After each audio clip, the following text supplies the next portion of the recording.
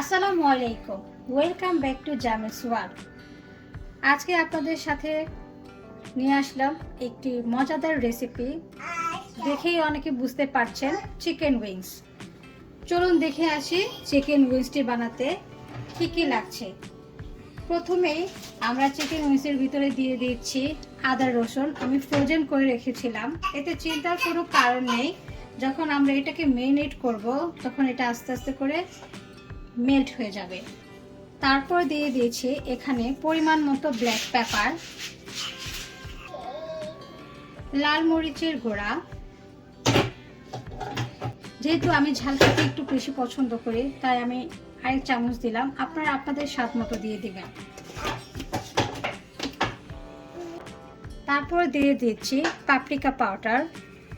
Paprika পাউডারটি না থাকলে আপনারা স্কিপ করতে পারেন,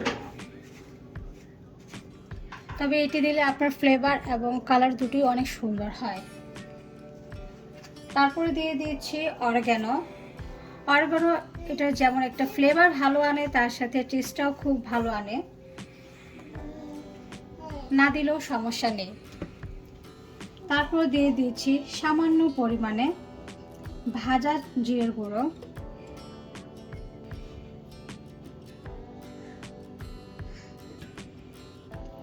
দিচ্ছি পরিমাণ মতো soya sauce,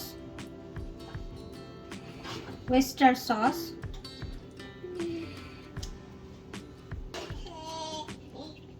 liquid chicken seasoning. আপনারা ইচ্ছে করলে এটি স্কিপও করতে পারেন, তবে দিলে এর টেস্টটা অনেক ভালো আসে।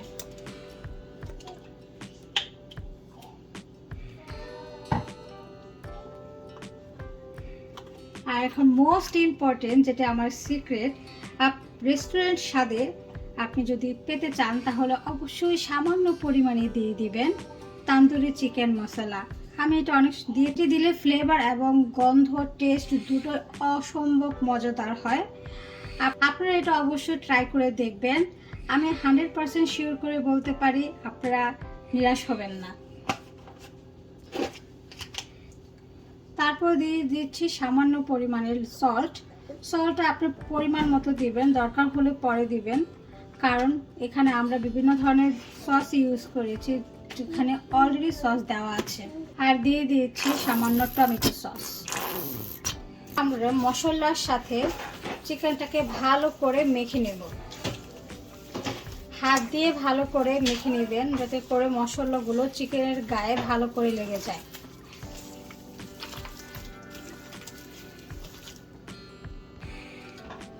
অনেকেই চিন্তা করতে পারেন যে আদা রসুনটা যেহেতু এটা ফ্রোজেন ছিল এটা গলে যাবে কিনা। এই দেখুন, এটা অলরেডি মেল্ট হয়ে গিয়েছে।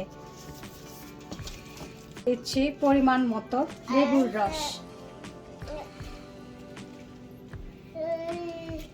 আমি চিকেনটাকে ভালো করে মিশিয়ে নিয়েছি। এখন এটাকে অ্যাটলিস্ট 2 ঘন্টা মেরিনেট করে রাখবো।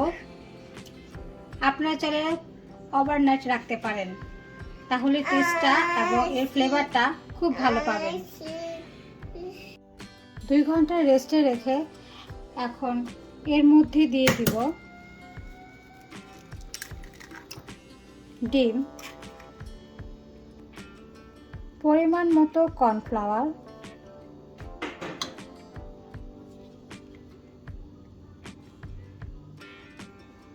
সম্পূর্ণ মিশ্রণটিকে এখন ভালোভাবে মেখে নিব।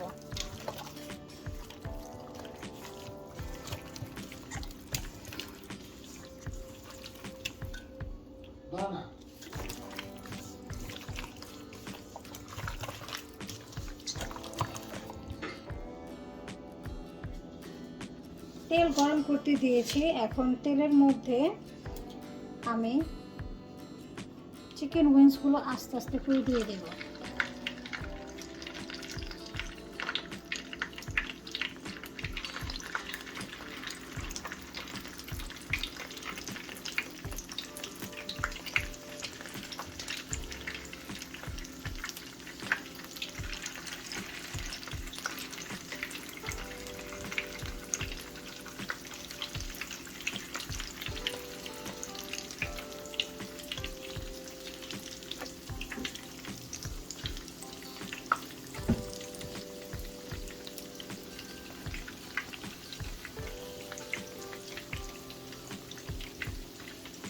এই সময় অবশ্যই চুলার আঁচটি আপনি মিডিয়াম টু লো হিটে রাখবেন, যেন চিকেনের ভিতরে মাংসগুলো ভালোভাবে কুক হতে পারে এবং আপনার চিকেনটি উপর দিয়ে ক্রিস্পি হতে পারে।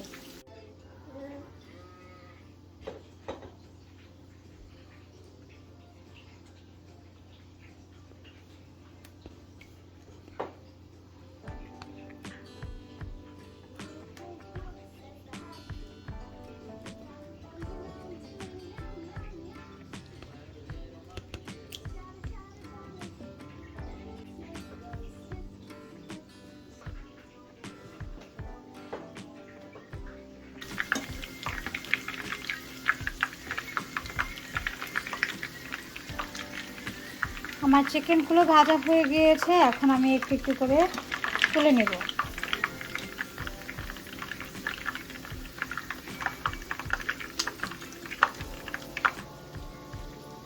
তেলটাকে যাতে সোপ করে নেয় অবশ্যই একটি টিস্যু পেপার আপনারা নিয়ে নেবেন।